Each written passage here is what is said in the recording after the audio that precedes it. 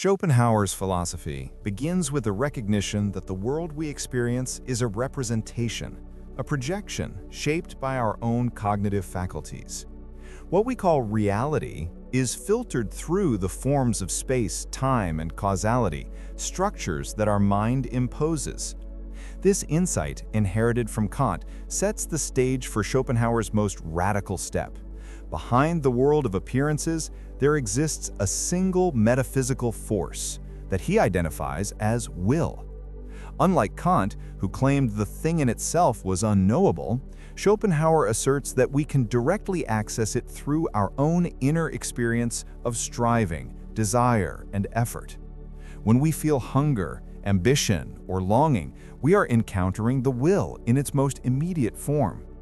This will is not rational, not guided by reason or morality, but blind, ceaseless, and insatiable. It surges in all beings, from the smallest plant stretching toward sunlight to the human obsessed with success. The will is restless, and because of its nature, existence is suffused with suffering. Every desire creates a lack, a sense of deficiency, and even when satisfaction is achieved, it is fleeting, soon replaced by a new craving. For Schopenhauer, this cycle is not an accidental feature of life, but its essence. To live is to will, and to will is to suffer. Pleasure, by contrast, is merely negative, the brief suspension of suffering when a need is met. Happiness cannot be permanent, because the will never ceases to press forward. Even in moments of triumph, the shadow of new dissatisfaction arises. This diagnosis makes Schopenhauer a philosopher of pessimism, insisting that existence itself is a burden carried by all creatures. Yet within this bleak vision, Schopenhauer finds points of escape. One path lies in art. When a person contemplates beauty, listens to music, or immerses themselves in literature, they can momentarily step outside of the tyranny of the will. In aesthetic contemplation, we cease to be individuals driven by craving and instead become pure, knowing subjects, absorbed in the object without reference to our personal desires. In this state, the endless striving pauses, and we glimpse a kind of peace. Among the arts, Schopenhauer elevates music to the highest rank, for it does not merely imitate appearances, but directly expresses the will itself in sound. Melody, rhythm, and harmony mirror the inner movements of striving, conflict, and resolution, making music a direct translation of the metaphysical core of reality. Another path of relief lies in compassion. Though Schopenhauer denied the rational moral systems of Kant, he grounded ethics in the recognition that we all share the same underlying will. When we perceive the suffering of others, we see ourselves reflected, and compassion arises as a natural response. Genuine morality is not based on abstract principles or social contracts, but on the lived recognition that harming others is, in a profound sense, harming ourselves. From this flows his rejection of cruelty and his defense of kindness to both humans and animals. Indeed, Schopenhauer was one of the first Western philosophers to emphasize animal suffering as morally significant, because he saw no sharp divide between human will and the will that animates all living beings. Asceticism represents the most radical path of liberation from the will. By renouncing desires, embracing simplicity, and turning away from worldly pleasures, one can weaken the grip of the will and approach a state of detachment. Schopenhauer draws inspiration from Eastern philosophies, particularly Buddhism and Hinduism, which also view existence as bound to suffering and propose renunciation as a way to transcend it. The saint, or ascetic, who denies the will to live, represents for him the highest moral achievement. This renunciation does not come from despair alone, but from a profound awareness that peace is only possible when the ceaseless striving of the will is quieted. The structure of life under the will also explains the tragedies of history and society. Schopenhauer saw human life as riddled with conflict because individual wills inevitably clash. Struggles for power, wealth, and recognition are expressions of the same blind striving that animates natural phenomena. Even progress in culture or technology does not alter the fundamental nature of existence, for each advance merely shifts the form of striving without eliminating its essence. Civilization can mask suffering, but it cannot eradicate it, since suffering is bound to the very being of the will. Knowledge itself is double-edged in Schopenhauer's philosophy. On one hand, intellect allows us to perceive the world and even to transcend desire temporarily through art or philosophy. On the other, knowledge is enslaved to the will, serving its needs by calculating means to satisfy desires. Human intelligence, so often celebrated as a mark of superiority, is thus, in many cases, only an instrument for more refined suffering. The genius, however, is an exception. For the genius, knowledge can break free from the will's domination and serve pure contemplation. Great artists and philosophers exemplify this liberation, offering windows through which others may momentarily see beyond the chains of desire. The human condition, then, is defined by a tension between bondage to the will and rare glimpses of freedom. We live in a universe where meaning is not guaranteed, but must be carved out against the backdrop of endless striving. To embrace illusions of happiness, progress, or final satisfaction is, for Schopenhauer, self-deception. Yet his thought is not merely nihilistic, for he points to compassion, art, and ascetic wisdom as real modes of resistance to suffering. His philosophy thus oscillates between stark recognition of life's misery and a deep reverence for those rare moments when the will loosens its grip. Schopenhauer's influence stretches far beyond his lifetime. His relentless honesty about suffering resonated with writers, musicians, and later philosophers. Nietzsche, though critical, was shaped by his thought. Freud found in Schopenhauer an anticipation of the unconscious drives. Artists like Wagner drew inspiration from his exaltation of music. And readers across centuries have found in his pessimism not despair, but a mirror reflecting the hidden truth of their own struggles. The paradox of Schopenhauer is that by facing suffering directly, he offered tools to endure it, and by insisting on the universality of will, he laid the groundwork for a philosophy of deep interconnectedness. The metaphysics of will gives Schopenhauer's philosophy both its rigor and its starkness. Unlike systems that place reason, divine order, or progress at the center, Schopenhauer unmasks reality as fundamentally irrational. The will is not purposeful in the sense of a divine plan or rational unfolding of history, but simply the blind urge to continue itself. It does not aim at perfection or happiness. It does not care for justice, and it does not reward virtue. Instead, it surges without end, indifferent to suffering.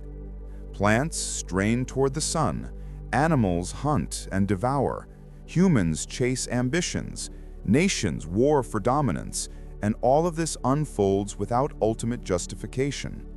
To ask why existence is this way is to misunderstand, for will simply is, and in its ceaseless striving, it creates both the grandeur and misery of life.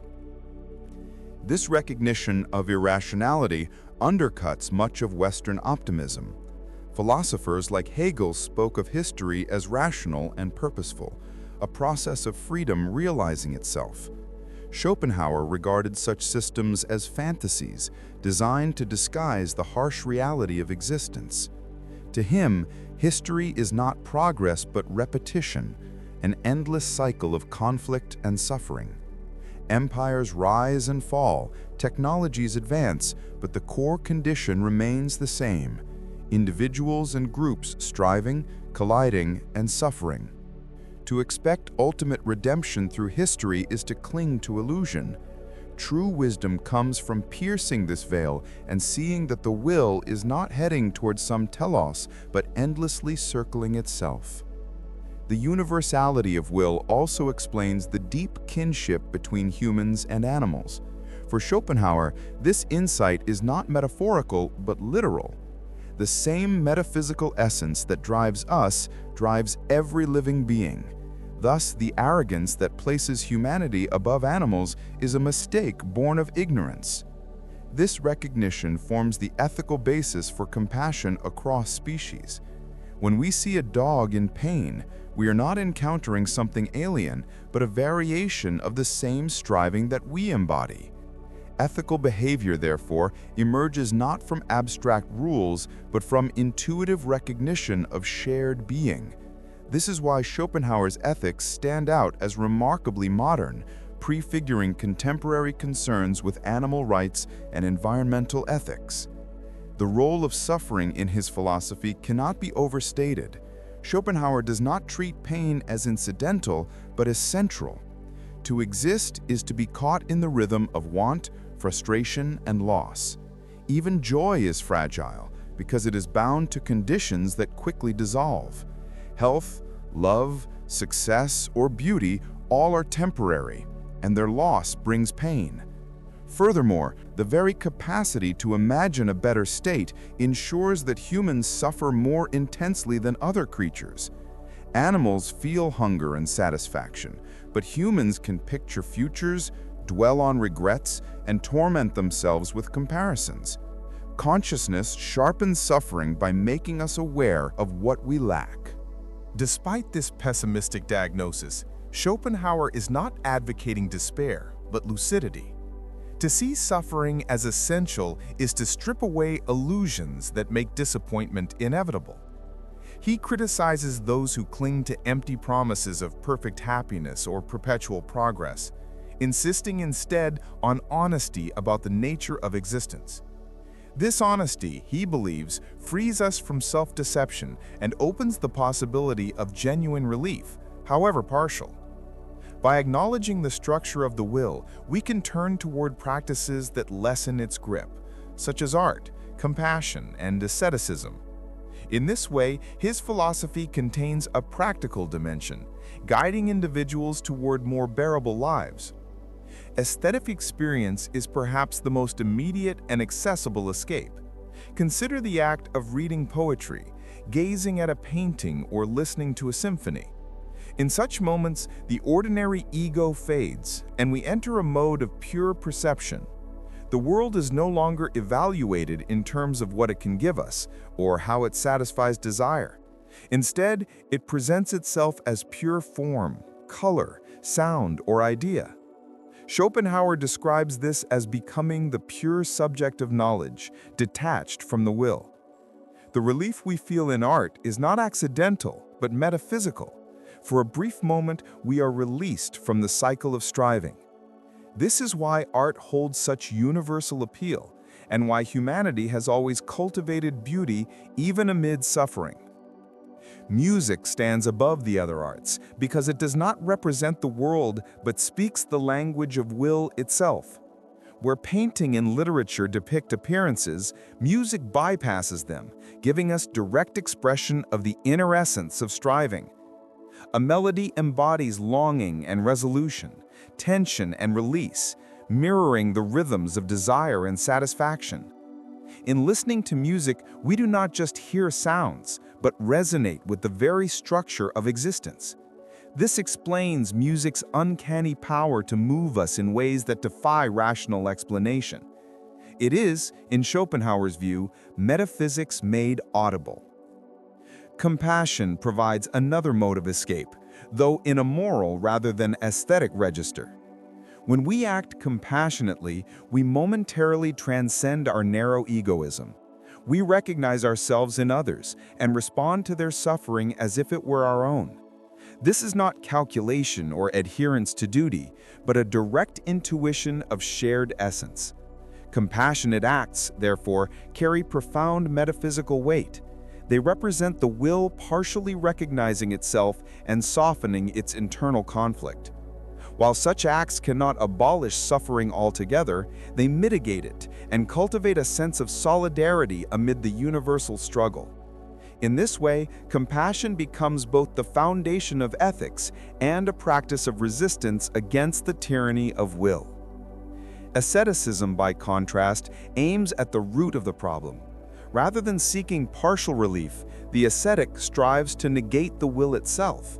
By renouncing pleasure, wealth, and even personal identity, the ascetic weakens the grip of desire and approaches a state of inner liberation. Schopenhauer admires saints and mystics across traditions who embody this renunciation. They do not flee from life in cowardice, but confront its essence directly, choosing detachment over endless craving. The ascetic life offers the most radical form of freedom available, though it is attainable only by a rare few. For most, art and compassion provide temporary respite, but the saint represents the ultimate possibility of overcoming the will. In placing suffering at the center, Schopenhauer's philosophy resonates deeply with Eastern traditions. He admired Buddhism's Four Noble Truths, which also diagnose life as bound to suffering and propose detachment as a path to liberation. Similarly, Hindu thought influenced his understanding of the will as a metaphysical essence pervading all beings. This engagement with non-Western traditions was unusual in his time and gave his philosophy a distinctive depth. By integrating these insights, he constructed a vision that was both profoundly Western in its rigor and deeply global in its outlook. Schopenhauer's exploration of representation is essential for understanding how he conceives of reality. For him, the world as we ordinarily experience it is always mediated by our cognitive apparatus. Space, time, and causality are not external features imposed upon us by reality, but the structures through which the human mind organizes perception. Every phenomenon is bound by these forms, which is why science, while powerful, always remains at the level of representation. Physics, chemistry, and biology explain how things appear to us, how they interact within the framework of causality, but they never penetrate to the inner essence. This limitation explains why empirical knowledge, however advanced, cannot solve metaphysical questions. It can map appearances endlessly, but it cannot explain why there is striving, why there is will. The interplay between will and representation defines human existence. We are simultaneously phenomena, appearing bodies governed by causality, and noumenal essence, the will itself. This duality means we are not only observers of the world, but participants in its ceaseless struggle. Every action we take is both an event in time and space and an expression of the deeper metaphysical will. This dual aspect also explains why self-knowledge is possible in a unique way. By turning inward, by reflecting on our own desires, impulses, and pain, we gain direct access to what otherwise can only be inferred from appearances. In ourselves, the noumenal becomes partially transparent, granting us insight into the nature of all beings. The will to live manifests in countless forms, from the simplest plant reaching toward light to the complexities of human ambition. Each instance reveals the same underlying principle: striving without ultimate satisfaction. Even in success, the will is restless, moving from one goal to the next. This structure ensures that life is punctuated by a rhythm of desire, attainment, and disappointment. Temporary satisfaction quickly fades, leaving behind boredom or renewed craving. Schopenhauer identifies boredom as a particularly revealing phenomenon. When desire is absent, life can feel meaningless, exposing the emptiness at the heart of striving. Thus, both desire and its absence lead to suffering, trapping existence in a cycle with no final escape except through the forms of transcendence he outlines. Human culture itself can be interpreted as a vast system of strategies devised to cope with the tyranny of will. Science extends control over the environment, giving us the illusion of mastery, though it never abolishes desire. Art offers momentary release from striving, lifting us into contemplation. Religion provides narratives that make suffering meaningful, promising ultimate redemption. Political systems attempt to regulate the conflict of wills by imposing order, yet none of these institutions eliminate the fundamental condition. They only manage it. Recognizing this does not strip these endeavors of value, but recontextualizes them as responses to metaphysical necessity rather than expressions of progress toward perfection. One of Schopenhauer's most penetrating insights is his critique of optimism. He saw the claim that existence is fundamentally good as a dangerous illusion. In his analysis, the very structure of life argues against it. Predation, disease, aging, and death are woven into the fabric of existence. Happiness, when it appears, is fragile and fleeting, while suffering is pervasive and enduring. Philosophies or religions that proclaim the essential goodness of life, he argued, failed to reckon with its actual character. For him, the mark of true wisdom is not to celebrate existence uncritically, but to face its tragic structure without denial. This is not nihilism, for he did not advocate destruction or despair, but rather a form of sobering lucidity that clears the ground for authentic responses to suffering. This critique extends to the idea of progress. In the 19th century, many intellectuals embraced the belief that humanity was on a path of continual improvement through science, technology, and social reform. Schopenhauer considered such narratives delusional. While inventions and institutions may alleviate certain forms of suffering, they cannot alter the metaphysical core of life. A wealthier society may conquer hunger, but new desires will arise, creating new forms of dissatisfaction.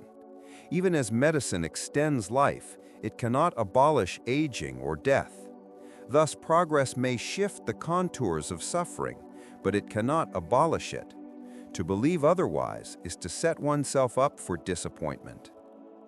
Nevertheless, Schopenhauer's philosophy is not devoid of constructive vision. By emphasizing the inevitability of suffering, he directs attention to ways of lessening its impact. Art, compassion, and ascetic practice become vital not because they solve existence, but because they offer relief within its constraints. His recognition of shared will grounds a radical ethics of empathy, urging us to reduce harm wherever possible. In this sense, his pessimism fosters a surprising humanitarian impulse. Far from promoting cruelty, it deepens our sense of solidarity by reminding us that all beings participate in the same tragic condition. The emphasis on compassion gives his ethics a strikingly modern tone.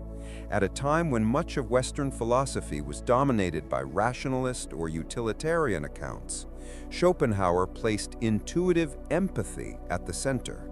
This move anticipated later existentialist and phenomenological traditions, which emphasized lived experience over abstract calculation.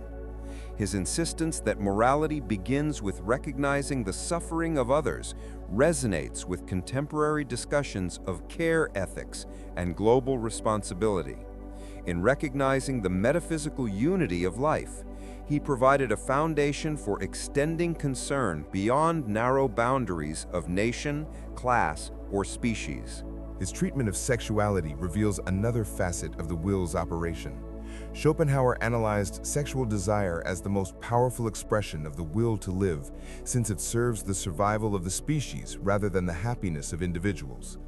Love, with all its intensity and drama, is, in his account, a mask for the deeper impulse to reproduce. Individuals may believe they are pursuing personal fulfillment, but at a metaphysical level, the species itself is acting through them. This perspective both demystifies romance and underscores the depth of the will's control over us. By placing reproduction at the heart of desire, Schopenhauer illuminates the tension between individual happiness and the larger, impersonal force of life. Such an interpretation lends his philosophy a distinctive realism. By stripping away the romantic and idealistic veneers, he exposes the raw mechanics of existence. Love, ambition, culture, and progress are not illusions in the sense of being unreal, but they are reframed as surface phenomena through which the deeper will expresses itself. This dual perspective enables us to appreciate the richness of human life while remaining clear about its tragic foundation. To live wisely, in Schopenhauer's view, is to maintain this double vision, to engage with life fully, but without falling into illusions about its ultimate character. Art, for Schopenhauer, occupies a unique position within human existence because it offers a suspension of the will's demands.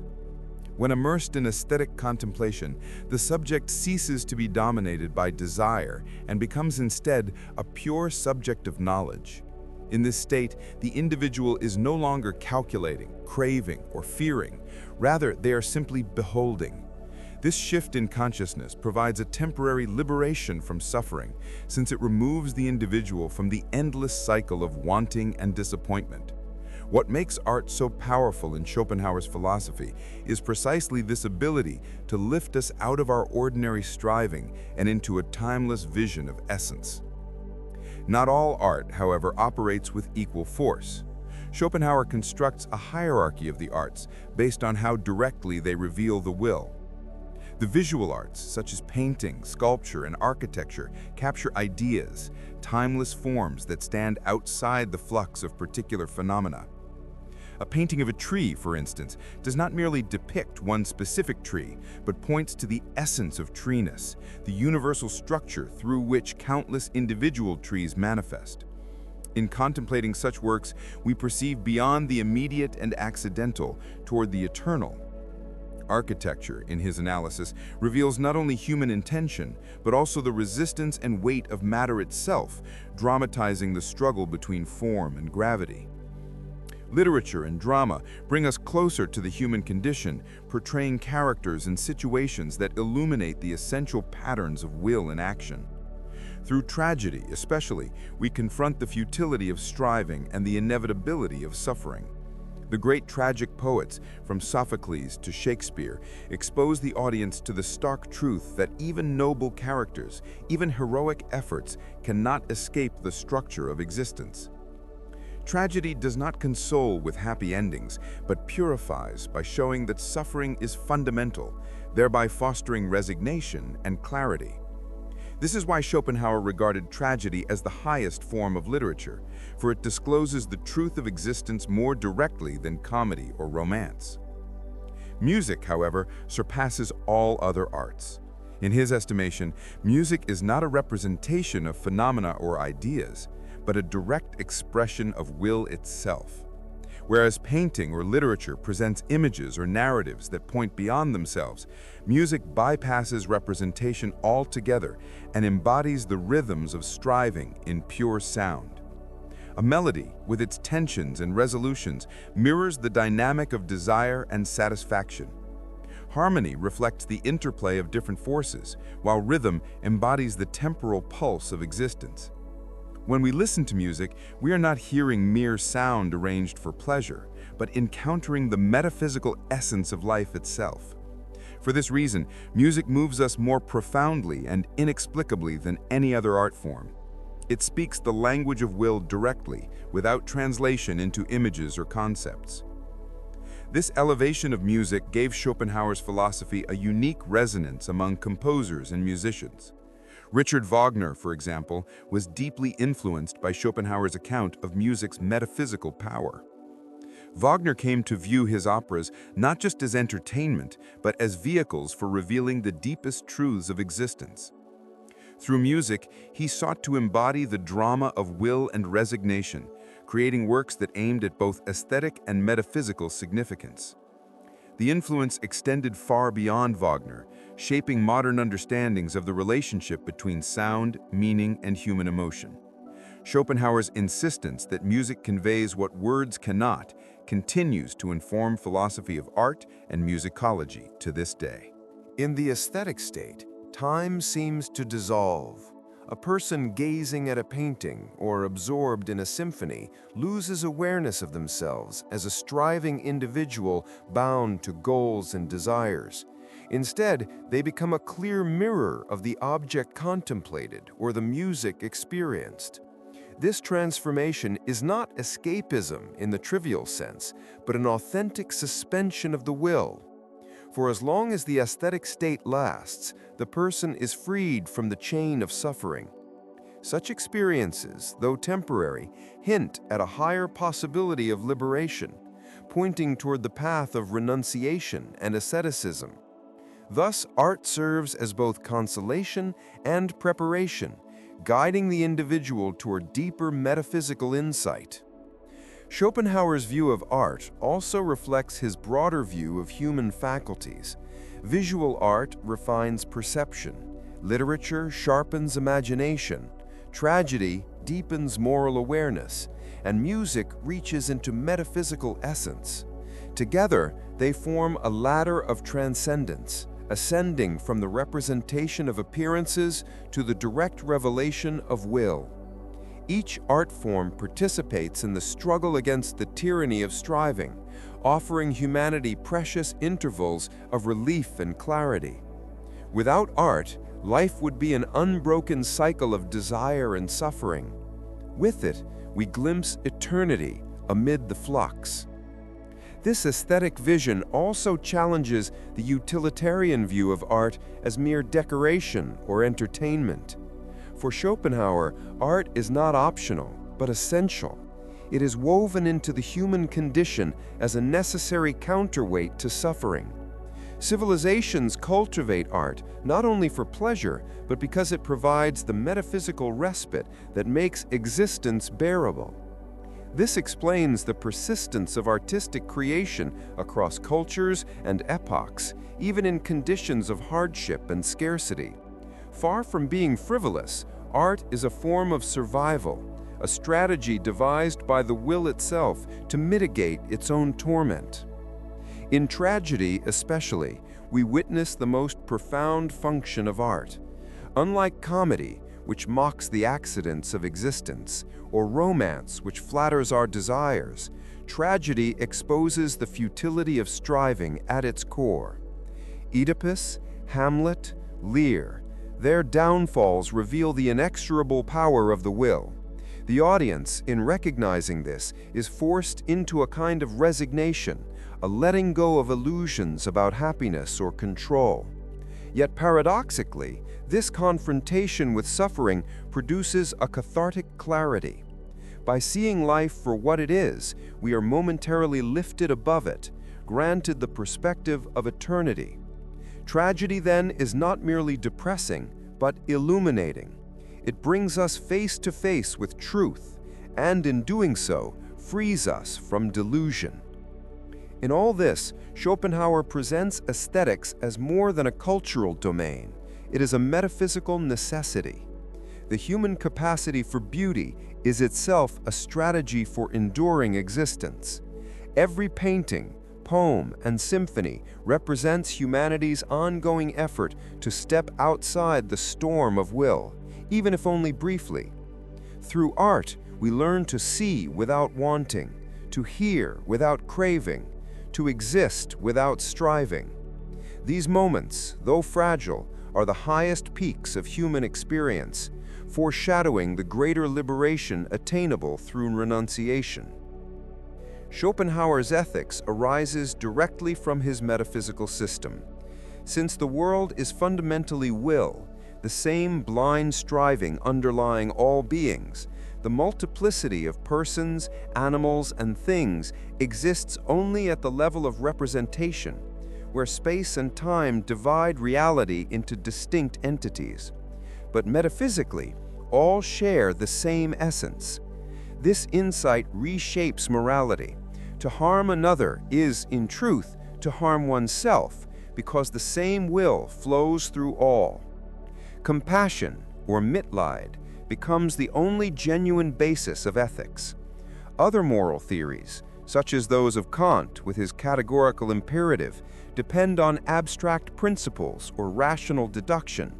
For Schopenhauer, such abstractions cannot motivate true moral action. They may justify conduct after the fact, but they cannot explain why a person spontaneously helps another in need. Compassion alone provides that explanation, for it involves an immediate recognition that the suffering of the other is, in some sense, one's own suffering.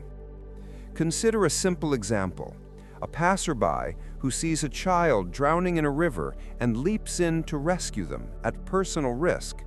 No calculation of duty, utility, or self-interest accounts fully for such an act.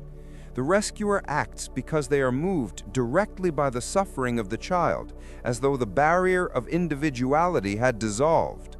For Schopenhauer, this is the essence of morality, the moment when the veil of individuation thins and the shared nature of will is felt directly. He divides human behavior into three fundamental motives: egoism, malice, and compassion. Egoism seeks only one's own well-being, striving relentlessly for personal satisfaction. Malice goes further, delighting in the suffering of others, aiming not merely at self-gain, but at the destruction or humiliation of others. Compassion, however, reverses this dynamic. It suspends self-interest and feels the pain of another as one's own. Only actions motivated by compassion have genuine moral worth, since they transcend the narrow limits of ego. This view also expands ethics beyond the human realm. If all living beings are manifestations of the will, then animals too participate in the same essence. Their capacity for suffering is real, and therefore they are rightful objects of compassion. Schopenhauer, centuries before modern debates on animal rights, insisted that cruelty to animals is a profound moral failing, as it ignores the metaphysical truth of shared will. A society that tolerates animal cruelty, he argued, is a society that blinds itself to the unity of existence. Unlike utilitarianism, which measures morality in terms of outcomes or happiness maximization, Schopenhauer's compassion ethics does not calculate. It does not ask how much good will be produced or how many will benefit. It responds immediately and intuitively to suffering wherever it appears. This immediacy makes it both powerful and difficult, for it requires dissolving the ego's illusion of separateness. To truly live by compassion is to live against the grain of the will, which endlessly prioritizes its own striving. Tragedy, as noted earlier, plays a special role here. By confronting the inevitability of suffering, tragedy awakens compassion in the audience. In watching Lear descend into madness or Oedipus blind himself, we recognize not only the futility of striving, but also the depth of shared pain. Through such recognition, the audience is moved toward compassion and away from egoism. Thus, art and ethics intersect. Aesthetics prepares the ground for morality by softening the ego and opening perception to the suffering of others. Yet, Schopenhauer does not end with compassion alone. While it is the foundation of ethics, he also sees in it a path toward something higher: asceticism and renunciation. The more deeply one feels the suffering of all beings, the less one clings to the illusions of personal satisfaction. Compassion leads to resignation, the recognition that to seek endlessly for one's own fulfillment is futile, and that true peace lies in the negation of will. This ethical framework places Schopenhauer at odds with rationalist and utilitarian systems. He criticizes Kant for grounding morality in formal laws detached from lived reality. He rejects utilitarianism for reducing ethics to calculation and pleasure maximization. Instead, he roots morality in the most primal and undeniable fact: suffering. Because suffering is universal, compassion for suffering becomes the universal ground of morality.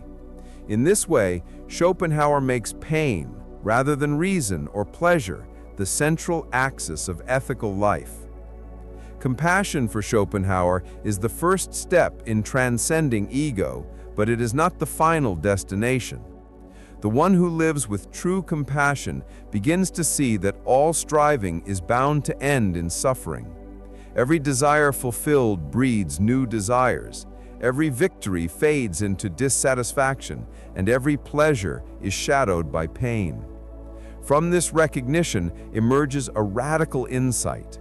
The only escape from the endless cycle of suffering is the renunciation of will itself. This path of renunciation appears most clearly in asceticism. The ascetic withdraws from the ordinary pursuit of pleasure, wealth, and ambition.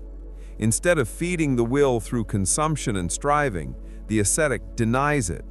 By refusing sensual excess, rejecting the drive for status, and curbing the impulses of ego, the ascetic weakens the power of will over their life. Such a life is not a sterile denial for its own sake, but a liberation, a way of loosening the chains of endless desire. Schopenhauer finds deep resonance here with the spiritual traditions of the East. He praises Hinduism's doctrine of Maya, the world as illusion, which parallels his own concept of representation as the phenomenal veil hiding the unity of will. He is especially drawn to Buddhism, which teaches that life is suffering, dukkha, caused by craving, tanha, and that liberation lies in the cessation of craving through the Eightfold Path. For Schopenhauer, these doctrines mirror his own insights into the futility of striving and the possibility of release through self-denial. The saint, or ascetic, in his view, embodies the highest form of ethical life. While ordinary morality expresses compassion and action, feeding the hungry, protecting the weak, showing mercy, the ascetic goes beyond action into being. They renounce not just specific desires, but the very principle of desire itself. Through fasting, celibacy, simplicity, and withdrawal from worldly ambition, the ascetic testifies that happiness cannot be found in striving, but only in the quieting of will. This does not mean, however, that Schopenhauer advocates universal withdrawal. He acknowledges that most people will remain bound to will, pursuing pleasures and ambitions. But within the rare ascetic, humanity catches a glimpse of true liberation. These individuals serve as living proofs that it is possible to step outside the tyranny of desire, even if only partially. They are, in his words, the denial of the will to live incarnate. Schopenhauer contrasts this with the tragic fate of the majority who remain trapped in striving until death. For them, life is a pendulum swinging between pain and boredom. They chase after goals, achieve them, and immediately feel the emptiness of success.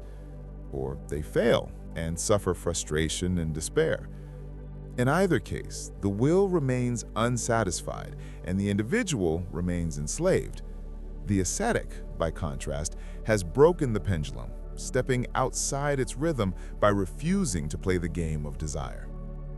Interestingly, Schopenhauer finds in Christian mysticism echoes of the same truth. The writings of Meister Eckhart and the Christian saints describe a surrender of self to God that parallels the Buddhist renunciation of craving.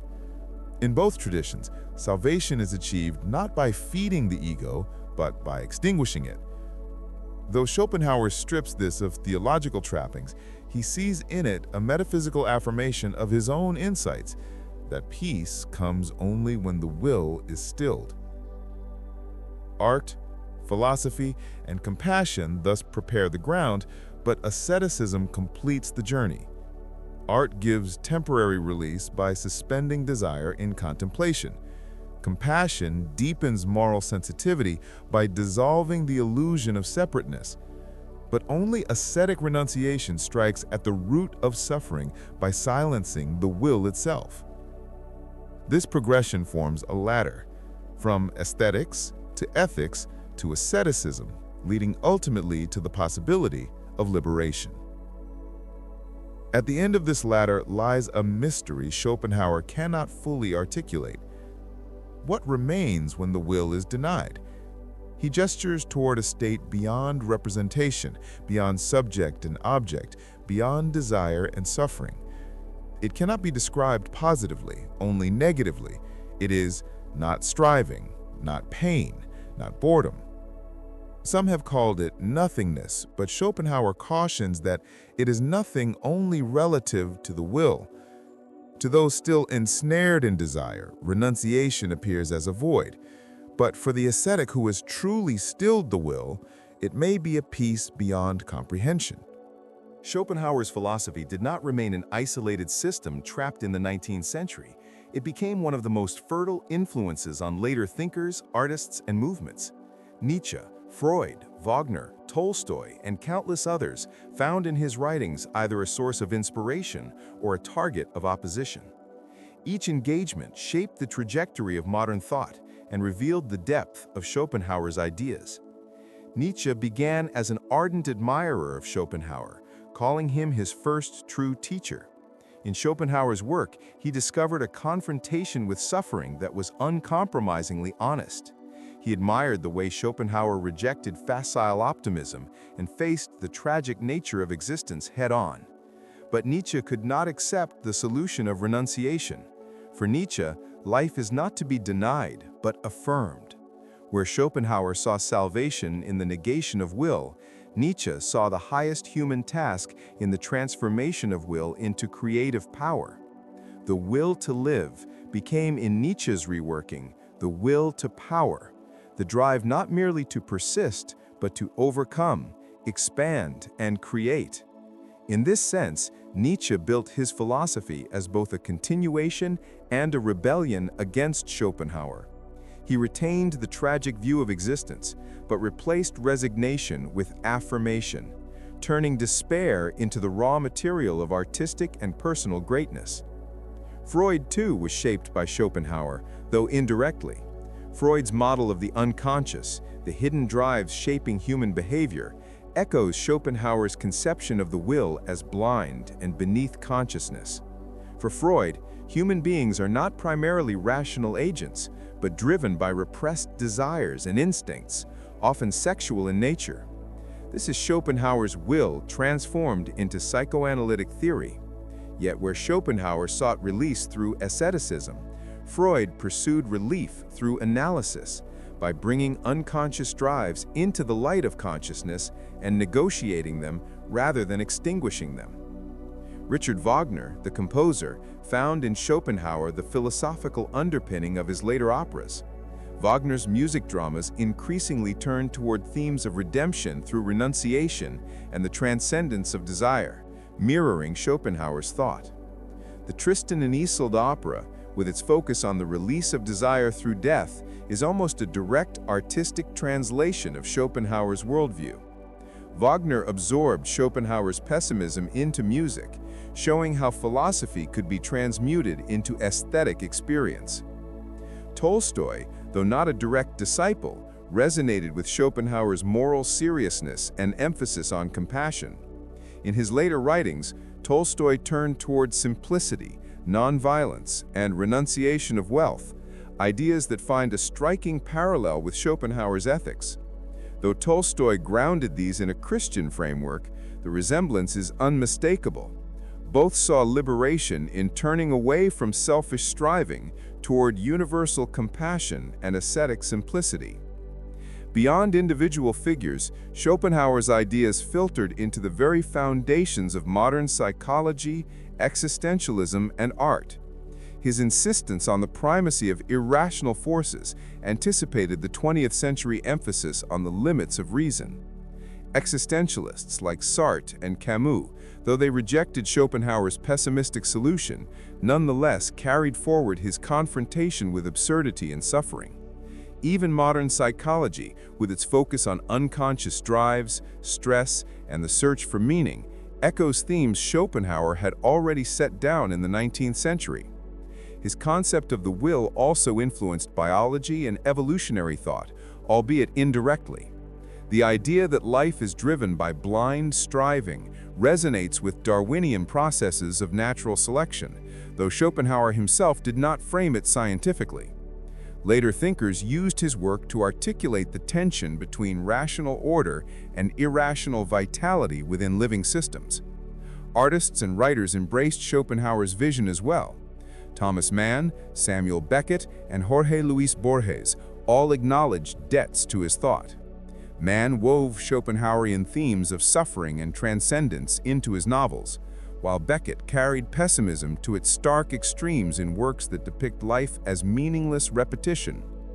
Borges found inspiration in Schopenhauer's conception of representation and the world as dreamlike projection of will.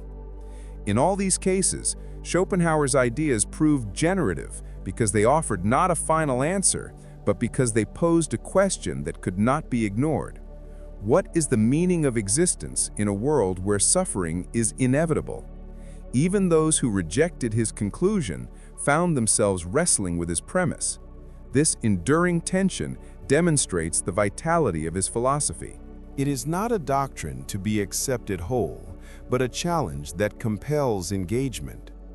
Later thinkers and artists could not bypass Schopenhauer. They had to confront him, either to refine, reject, or reimagine his ideas. His vision of will, suffering, compassion, and renunciation thus continues to ripple through modern thought, shaping the way we approach art, psychology, ethics, and the human condition. Schopenhauer's philosophy continues to echo in the modern world in ways that extend far beyond the intellectual circles of the 19th century. His idea of the will as the blind driving force behind all life resonates with contemporary understandings in evolutionary biology, neuroscience, and psychology. In evolutionary terms, the ceaseless striving of organisms to survive and reproduce parallels Schopenhauer's notion of the will to live. Life persists not because of conscious reason, but because of deep-rooted drives encoded in biology. Neuroscience adds another layer to this picture, showing how much of human behavior is shaped by unconscious processes, impulses, and instincts, rather than deliberate rational choice. This alignment between Schopenhauer's metaphysics and scientific findings gives his philosophy a relevance that is surprising for a thinker who wrote before Darwin, Freud, and modern cognitive science. In psychology, the legacy of Schopenhauer appears in theories of motivation, stress, and well-being.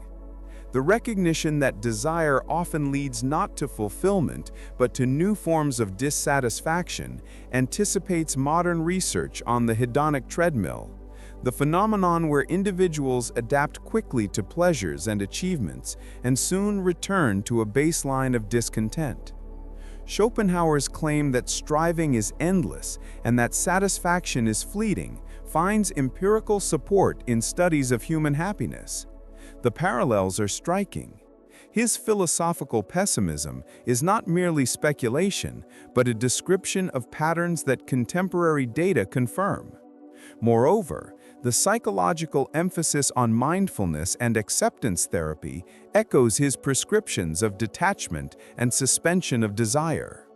Modern therapeutic practices, while not calling for ascetic renunciation, nonetheless emphasize the importance of loosening attachment to insatiable cravings as a pathway to peace.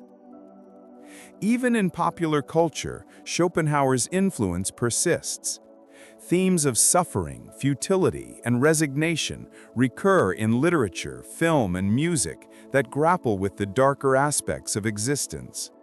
Works like Fight Club, The Matrix, or True Detective embody a Schopenhauerian sensibility, exploring the hollowness of consumerist striving, the illusory nature of reality, or the bleakness of existence. Musicians and artists frequently channel pessimism and alienation into their creations, often echoing Schopenhauer's belief that art provides a temporary refuge from the ceaseless demands of will. The existential weight of his philosophy continues to find expression in cultural works that confront audiences with the difficulty of finding meaning in a world defined by impermanence and suffering. At the level of everyday life, his insights also remain practical.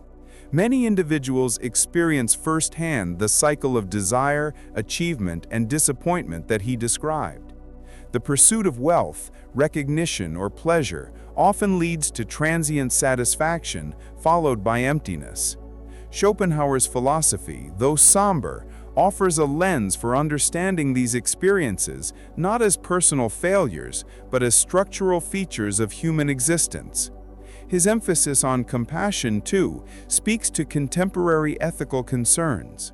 In a globalized world marked by suffering and inequality, his insistence that compassion arises from recognizing the shared essence of all beings resonates with humanitarian and environmental movements.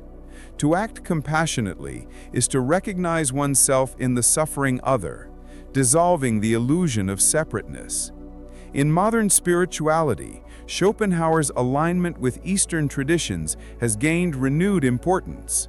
As Western audiences turn toward Buddhism, mindfulness, and non-dual philosophies, they find in Schopenhauer a Western counterpart who articulated similar truths through metaphysics.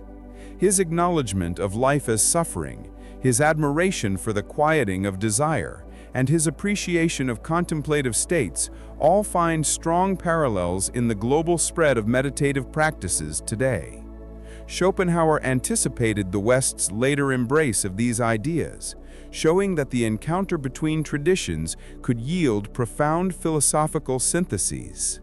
Schopenhauer's pessimism has often been dismissed as bleak or life-denying, but a deeper analysis reveals that it can serve as a framework for resilience and clarity in modern life. By recognizing the inevitability of suffering, individuals are less vulnerable to disillusionment when faced with hardship. Rather than clinging to unrealistic expectations of perpetual happiness, Schopenhauer's perspective prepares one for the struggles inherent in existence. This acceptance is not a surrender to despair, but a sober realism that strengthens endurance. When one expects life to be easy, obstacles become intolerable. When one understands that difficulty is woven into the fabric of existence, challenges can be met with equanimity. This orientation also encourages a recalibration of values. If striving for wealth, fame, or pleasure only yields fleeting satisfaction, then meaning must be sought elsewhere. Schopenhauer directs attention toward inner peace, compassion, and moments of aesthetic or contemplative release. For the modern individual navigating the pressures of consumer culture, this guidance can be liberating. It reminds us that chasing endless upgrades, promotions, or accolades will not resolve the underlying restlessness of will. Instead, cultivating humility, simplicity, and empathy may provide more durable forms of contentment. Even if permanent happiness is unattainable, tranquility and compassion remain within reach. Furthermore, Schopenhauer's pessimism dismantles illusions that often lead to disappointment. By stripping away false hopes, it clears space for a more authentic engagement with life. This authenticity is empowering. It does not require one to mask suffering behind shallow optimism or to pretend that existence is more orderly or benevolent than it is. Instead, it invites a life lived honestly, in full awareness of tragedy and limitation. Such honesty fosters resilience because it does not crumble under adversity. It has already anticipated adversity as inevitable. The paradox is that through facing despair directly, one cultivates a strength that those clinging to illusions may never achieve. In this sense, Schopenhauer's philosophy becomes a form of existential training. It is not a set of abstract doctrines divorced from daily life, but a discipline of confronting suffering, loosening the grip of desire, and nurturing compassion. By encouraging individuals to see through the vanity of superficial pursuits, it creates space for deeper values and more enduring forms of meaning.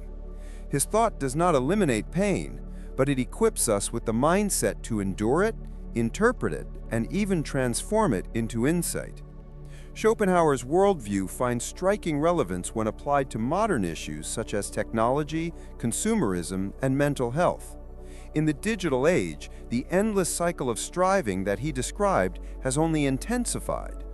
Social media platforms encourage constant comparison, fueling desires for recognition, validation, and belonging. The will to live, expressed through striving, manifests in the craving for likes, followers, and online approval. Yet, as Schopenhauer predicted, satisfaction is short-lived. A viral post or surge in followers provides a momentary high, only to be followed by renewed restlessness and the need for further validation. The cycle of desire continues, leaving many in a perpetual state of dissatisfaction and anxiety. Consumerism, too, reflects the structure of will that Schopenhauer identified. Modern economies are built on the promise that happiness lies in acquisition, whether through fashion, gadgets, cars, or experiences. Yet studies consistently show that material possessions provide only fleeting satisfaction before a return to baseline discontent. This is Schopenhauer's hedonic pendulum in action, oscillating between the pain of wanting and the boredom that follows attainment. The recognition of this pattern can help individuals see through the illusions of consumer culture, recognizing that accumulation will never resolve the fundamental dissatisfaction rooted in the will. Instead, freedom comes from moderating desire and seeking value in experiences that transcend material striving. Mental health struggles in the modern era can also be reframed through Schopenhauer's philosophy. Rising rates of anxiety, depression, and burnout are partly tied to the demands of a society that prizes constant achievement. Schopenhauer's insights reveal the futility of expecting permanent fulfillment from external goals. By acknowledging that dissatisfaction is built into existence, individuals can shift their expectations and pursue healthier strategies for coping. Practices such as mindfulness, compassion, and creative engagement align with his recommendations, offering moments of release from the tyranny of will. His philosophy thus serves as both diagnosis and remedy. It explains why so many feel trapped in cycles of striving and provides avenues, however temporary, for relief. Technology itself, while amplifying desire, also creates opportunities for Schopenhauer's aesthetic release. Streaming music, films, art, and literature are more accessible than ever, enabling millions to enter moments of contemplative absorption. When experienced deeply, these moments can quiet the restless will, echoing Schopenhauer's description of art as a window into a world free from striving. The danger, however, is that technology often reduces these experiences to superficial consumption. True release requires depth of attention, not constant distraction. Schopenhauer reminds us that technology's value lies not in endless stimulation, but in its capacity to facilitate encounters with beauty and insight that suspend desire. Schopenhauer's ethics, grounded in compassion, offers profound guidance for addressing global crises such as climate change, inequality, and the treatment of non-human animals.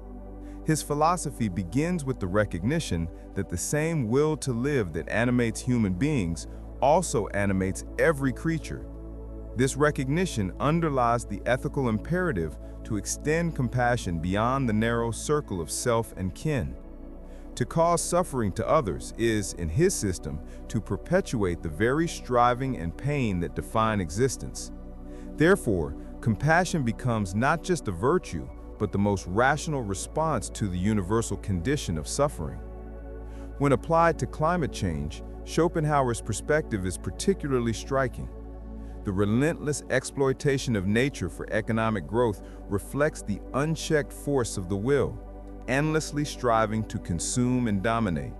Yet this striving leads not to satisfaction, but to collective harm, degraded ecosystems, rising seas, and destabilized climates. Schopenhauer would argue that such behavior represents the blindness of the will, which seeks its own fulfillment without recognizing the shared suffering it produces. Compassion for future generations, for vulnerable populations, and for the countless non-human lives affected offers a pathway to more ethical ecological action. By moderating desire and embracing restraint, humanity could embody the wisdom of renunciation, acknowledging limits rather than pursuing endless consumption. Inequality, too, becomes clearer through Schopenhauer's lens. Wealth and power are often pursued as ultimate goals, but their attainment rarely delivers enduring happiness. Instead, they foster envy, rivalry, and alienation, intensifying suffering on both sides of the divide. The wealthy remain trapped in cycles of craving and boredom, while the poor endure the raw pain of deprivation. Schopenhauer's ethic of compassion challenges this imbalance, urging recognition of shared vulnerability rather than the illusion of separateness. Policies that prioritize welfare, healthcare, and education resonate with this ethic by directly alleviating suffering rather than feeding the restless pursuit of status and power. His philosophy also extends to the ethical treatment of animals long before this became a mainstream concern. For Schopenhauer, animals share in the same fundamental striving as humans, and thus their suffering is morally significant. He condemned the cruelty of practices that inflict unnecessary pain, arguing that genuine compassion cannot exclude non-human beings. In this respect, his thought anticipates modern movements for animal rights and ethical vegetarianism or veganism. By refusing to dismiss animal suffering as irrelevant, Schopenhauer broadened the scope of moral concern, providing a framework that challenges anthropocentrism and affirms the interconnectedness of life. Schopenhauer's political philosophy occupies an unusual place in his broader system. For unlike thinkers such as Hegel or Marx, Schopenhauer had little faith in grand narratives of historical progress or collective emancipation. Where many Enlightenment philosophers envisioned history as a march toward greater freedom, rationality, and prosperity, Schopenhauer remained skeptical of such optimism. To him, history was less a story of ascent than a repetition of suffering, conflict, and disappointment, driven by the blind striving of the will. Empires rise and fall, revolutions flare and fade, and individuals caught within these cycles continue to endure the same frustrations of desire and mortality. This pessimistic outlook shaped his limited but revealing reflections on politics. Schopenhauer did not see the state as a tool for realizing utopia, nor as the culmination of human rationality. Instead, he regarded it as a practical mechanism for minimizing the harm individuals inflict on one another. Because human beings are guided by selfish striving, society requires laws and institutions to curb violence and maintain order. The state therefore functions as a restraining force, not a progressive engine of liberation. Its legitimacy arises from its capacity to reduce suffering, not from its embodiment of any higher rational principle. He was particularly critical of the idea that democracy or revolutionary upheaval could fundamentally transform the human condition. For Schopenhauer, changing political systems might alter who holds power, but it does not eliminate the underlying will that perpetuates conflict and misery. Thus, while he acknowledged the need for just institutions, he rejected the belief that political action could overcome the metaphysical roots of suffering. His stance distances him from thinkers who located salvation in history, aligning him more closely with traditions that emphasize restraint, moderation, and realism rather than revolutionary zeal. Yet this does not mean his philosophy leaves no room for political ethics. On the contrary, his emphasis on compassion implies moral obligations within political life. Policies that reduce cruelty, protect the vulnerable, and expand compassion across boundaries of class, nation, and species align with his worldview. However, unlike utopian projects, these measures are not expected to create paradise on earth. At best, they mitigate suffering in a world where pain and striving are inescapable. Politics, therefore, becomes a discipline of damage control rather than salvation. Schopenhauer's rejection of progress as an overarching principle in history did not prevent his philosophy from influencing thinkers who grappled directly with politics and culture in the modern age. Nietzsche, for example, was deeply shaped by Schopenhauer's vision of the will, though he transformed it into his own doctrine of the will to power. While Nietzsche criticized Schopenhauer's resignation and asceticism as symptoms of life denial, he nevertheless acknowledged that Schopenhauer had revealed a fundamental truth. Beneath rational discourse and social conventions lies an irrational force that animates existence. Nietzsche's project of revaluating values, of overcoming nihilism through a creative affirmation of life, can be read as a direct engagement with Schopenhauer's pessimism, attempting to turn what had been treated as a source of despair into a call for strength. Freud, too, inherited aspects of Schopenhauer's thought. The idea that unconscious drives govern human behavior, often beyond the control of conscious reasoning, mirrors Schopenhauer's account of the will as the hidden motor of existence. Freud's theory of repression, neuroses, and the conflict between instinct and civilization echoes Schopenhauer's recognition that much of human suffering arises from the clash between our primal desires and the constraints imposed by social life. Though Freud approached this from a medical and psychological perspective, the resemblance to Schopenhauer's metaphysical framework is unmistakable. Existentialists such as Sartre and Camus also found themselves wrestling with themes Schopenhauer had laid bare. The absurdity of existence, the struggle to create meaning in a world that offers none, and the tension between freedom and futility all resonate with his account of the human condition. Yet, unlike Schopenhauer, existentialists often insisted on the possibility of forging meaning through choice, responsibility, and rebellion against absurdity. In this sense, their work represents both a continuation and a rejection of Schopenhauerian pessimism. Even in political theory, Schopenhauer's skepticism toward utopian ideals anticipated later critiques of progress. Thinkers in the 20th century confronted the devastations of world wars, totalitarian regimes, and genocides, realities that shattered the Enlightenment dream of inevitable advancement. Schopenhauer's refusal to see history as a march toward perfection appeared prescient, as if he had diagnosed in advance the fragility of human projects and the inevitability of suffering, even amid technological or political innovation. For Schopenhauer, art offered a rare and precious suspension of the will's demands. When one contemplates a work of art, the restless striving of desire temporarily recedes, and the individual becomes a pure subject of knowing, absorbed in the perception of the object. Unlike ordinary experience, which is dominated by practical concerns and the constant pull of need, aesthetic contemplation allows the mind to linger on the essence of things without reference to utility or personal gain. This shift transforms perception into something almost transcendent, a glimpse into the Platonic ideas that Schopenhauer believed underlay appearances. Different forms of art reflected different degrees of this liberation.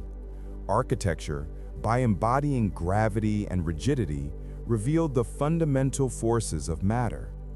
Painting elevated perception into color, light, and representation of human forms and emotions.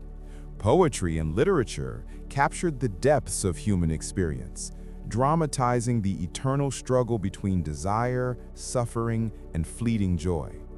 Yet for Schopenhauer, music stood apart from all other arts.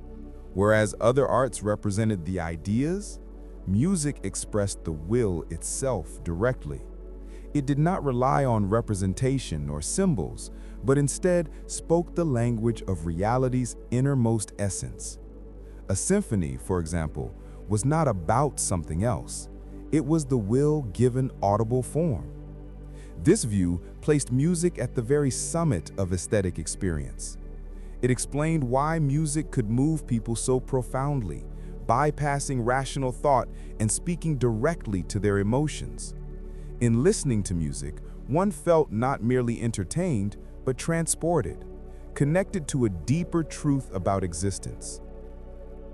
For composers like Wagner, who drew inspiration from Schopenhauer's writings, this idea validated their sense of music as a total art form, capable of expressing the sublime, the tragic, and the ecstatic dimensions of human life. Yet, even in art, the reprieve from suffering was temporary. Aesthetic contemplation suspended the will, but it did not abolish it. Once the experience ended, the individual returns to the world of striving and pain. For Schopenhauer, this confirmed that no lasting solution to the human predicament could be found in culture, achievement, or even the greatest artistic triumphs. They were moments of grace, but never salvation. True release, in his system, required ascetic denial and the quieting of the will itself. Schopenhauer's ethics followed directly from his metaphysics of the will. If existence is marked by ceaseless striving and suffering, then the moral question becomes, how should we live in such a world? His answer was neither optimistic nor rooted in progress or social contracts, but in compassion. Unlike many philosophers before him who placed reason, duty, or utility at the center of morality, Schopenhauer argued that true moral worth arises only when one recognizes the suffering of another as identical in essence to one's own. Because the will is universal, the boundary between self and other is ultimately illusory. To harm another being is to perpetuate the same struggle and pain that afflicts oneself. This recognition of shared suffering forms the basis of compassion, which Schopenhauer described as the only genuine source of morality. Compassion requires stepping beyond the ego, breaking through the veil of individuation, and perceiving the commonality of existence. When a person feels moved to alleviate the suffering of another, it is not a calculation of benefits or adherence to a principle, but a direct identification with the other's plight. This insight aligns Schopenhauer with certain Eastern philosophies, especially Buddhism and Hinduism, both of which stress compassion and detachment as ethical imperatives. Schopenhauer also challenged the prevailing European traditions that emphasized rational duty, as in Kant's categorical imperative. To him, such formulations reduced morality to abstract rules disconnected from lived experience. Instead, he grounded morality in the immediate reality of suffering, something no human could ignore. The cry of a suffering being, whether human or animal, called forth an instinctive response, and it was this spontaneous identification with the other that revealed the moral dimension of life. This view also extended to Schopenhauer's radical stance on animal ethics. At a time when animals were often dismissed as lacking rights or moral consideration, he insisted that their suffering mattered just as much as human suffering. The same will to live that drives human beings also manifests in animals, and to ignore their pain was to deny the unity of existence. In this sense, Schopenhauer can be seen as one of the earliest modern philosophers to argue for the moral significance of animal welfare, placing him centuries ahead of debates that continue today. Yet compassion, though central, was only a partial step toward liberation. For Schopenhauer, ethical life could mitigate suffering, but it could not eliminate it entirely. The will remained present, pushing individuals and societies into endless cycles of desire and conflict. Even the most compassionate act existed against the backdrop of a tragic world order. For this reason, Schopenhauer's ethics prepared the way for his doctrine of asceticism, in which the denial of the will offered the only true escape from suffering. The culmination of Schopenhauer's philosophy lies in his doctrine of asceticism and the denial of the will. For him, compassion alleviates suffering in others, but it does not resolve the root cause of suffering itself, which is the unrestless, blind will to live. As long as one remains enslaved to this will, desires will continue to arise, frustrations will accumulate, and pain will persist. True liberation, therefore, requires breaking the cycle entirely. This break is accomplished through the renunciation of the will, a radical transformation of consciousness in which the individual ceases to strive, ceases to pursue, and ceases to cling to the illusion of fulfillment through worldly means. Schopenhauer found in ascetic practices, both in Western mysticism and in Eastern traditions such as Buddhism and Hinduism, examples of individuals who had achieved this state. The ascetic, whether monk, sage, or saint, turns away from the pleasures of the world and embraces a life of simplicity, celibacy, fasting, and meditation. Such practices weaken the will's hold, diminishing its demands until they wither away. In this condition, the individual no longer identifies with the will, but perceives the world with calm detachment. Pleasure and pain lose their grip, and the endless cycle of striving is transcended. He described this as a kind of mystical release, a state beyond ordinary consciousness. It is not annihilation in the sense of physical death, nor is it the fulfillment of some higher personal essence. Rather, it is the quieting of the will itself, the very principle that animates all striving and all suffering. When the will is silenced, the veil of illusion falls, and a deep peace emerges. Schopenhauer likened this to the nirvana of Buddhism, a condition beyond suffering and beyond the reach of desire. This denial of the will is not something that can be forced by rational decision alone. It arises gradually, often through the recognition of the futility of desire and the pervasive presence of suffering. The individual who sees through the illusions of life may naturally turn toward ascetic practices, not out of bitterness, but out of insight. For Schopenhauer, such individuals represented the highest possible form of human existence, transcending the ordinary fate of striving beings. Yet he also acknowledged that few would ever reach this state. Most people remain bound to the will, seeking satisfaction in wealth, love, status, or pleasure, only to be caught in the cycle of frustration. Art, compassion, and asceticism provide partial or complete ways of release, but they require extraordinary perception or discipline. Still, the very possibility of liberation gave his philosophy a dimension beyond despair. Though the world is tragic, there exists a path, however narrow, toward peace. Schopenhauer's philosophy, though deeply pessimistic, exerted a powerful influence on generations of thinkers who followed him. His insistence that the will, not reason, was the fundamental driving force of human life radically shifted the focus of philosophy away from the Enlightenment's optimism. While Kant had emphasized the rational structures of knowledge, and Hegel celebrated the unfolding of reason in history, Schopenhauer stripped away these consolations and exposed the raw, unrational force at the core of existence. This turn toward the irrational would become a defining feature of much later philosophy, psychology, and literature. Nietzsche, perhaps his most famous successor, began as a devoted reader of Schopenhauer. He admired the older philosopher's unflinching honesty about suffering and his rejection of superficial optimism. Schopenhauer's concept of the will deeply shaped Nietzsche's own formulation of the will to power. However, Nietzsche rejected Schopenhauer's asceticism and denial of the will, seeing in it a kind of life-denying nihilism. Instead, Nietzsche proposed an affirmation of life, even with all its suffering, through the creation of values and the embrace of eternal recurrence. The dialogue between Schopenhauer's pessimism and Nietzsche's life affirmation continues to define modern debates on meaning. Freud, too, drew heavily from Schopenhauer. Freud's model of the unconscious, with its emphasis on drives and desires that escape rational control, echoed Schopenhauer's vision of the will as the underlying force beneath consciousness.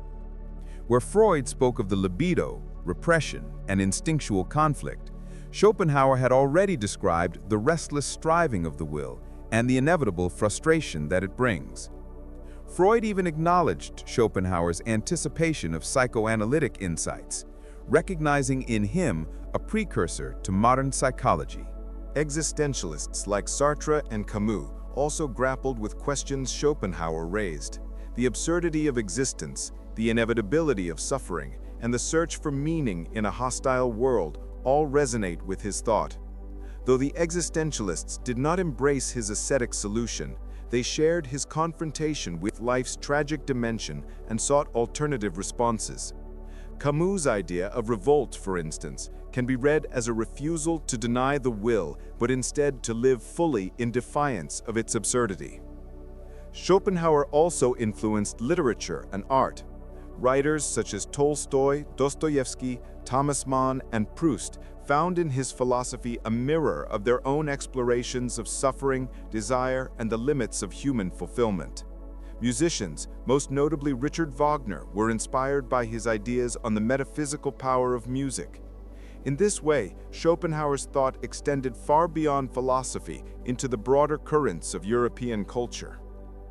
One of the most striking aspects of Schopenhauer's philosophy is his deep engagement with Eastern thought, a rarity among European philosophers of his era. While most of his contemporaries drew almost exclusively from the Greco-Roman and Judeo-Christian traditions, Schopenhauer was captivated by the metaphysical and ethical teachings of Hinduism and Buddhism. He encountered these ideas through translations of the Upanishads, the Bhagavad Gita, and Buddhist texts, which were beginning to circulate in Europe during his lifetime.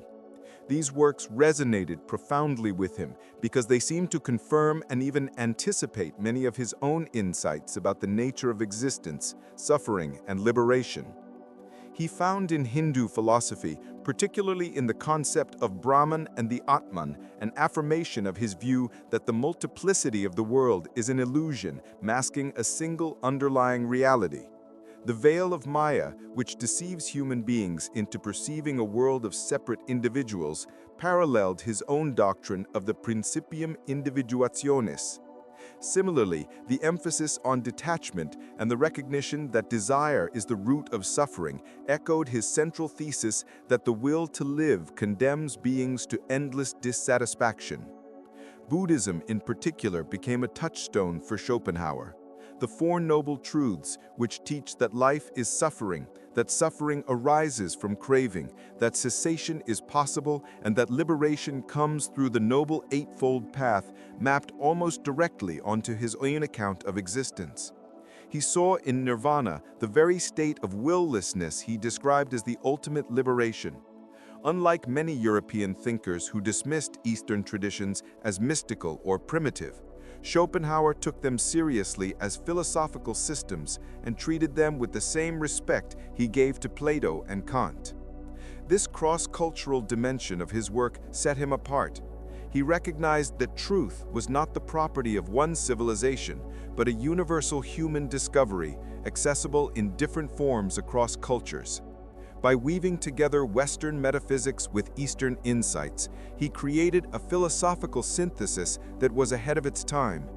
Today, when cross-cultural philosophy is more common, Schopenhauer's openness appears prescient. His fascination with Eastern thought also reinforced his ethic of compassion. Both Hinduism and Buddhism stress the interdependence of all beings and the moral importance of compassion. And Schopenhauer found in these traditions a profound confirmation of his own belief that compassion is the foundation of morality. In this way, his philosophy can be seen not only as a bridge between East and West, but also as an early form of global philosophy that sought wisdom wherever it could be found. Living under the guidance of Schopenhauer's philosophy requires confronting the world with the clear recognition that suffering is not an accidental feature of existence, but its very foundation. To live authentically, one must first abandon the illusions of boundless progress, lasting happiness, or final satisfaction in worldly pursuits. This does not mean collapsing into despair, but rather cultivating a sober awareness of the structure of reality. Schopenhauer insisted that illusions lead only to deeper disappointment, while truth, even when painful, offers the chance for genuine freedom. Practically, his philosophy suggests three progressive modes of life. The first is the ordinary existence of striving, in which most people remain caught in the cycle of desire and frustration. This stage cannot be avoided entirely, as human beings are born into the grip of the will. Yet, within this condition, individuals can mitigate suffering through compassion. By recognizing the universality of pain and acting to relieve it in others, one loosens the stranglehold of ego and softens the harshness of existence. Compassionate acts do not abolish the will, but help transform blind striving into solidarity. The second mode of life is the aesthetic contemplation of art, where one momentarily transcends the will.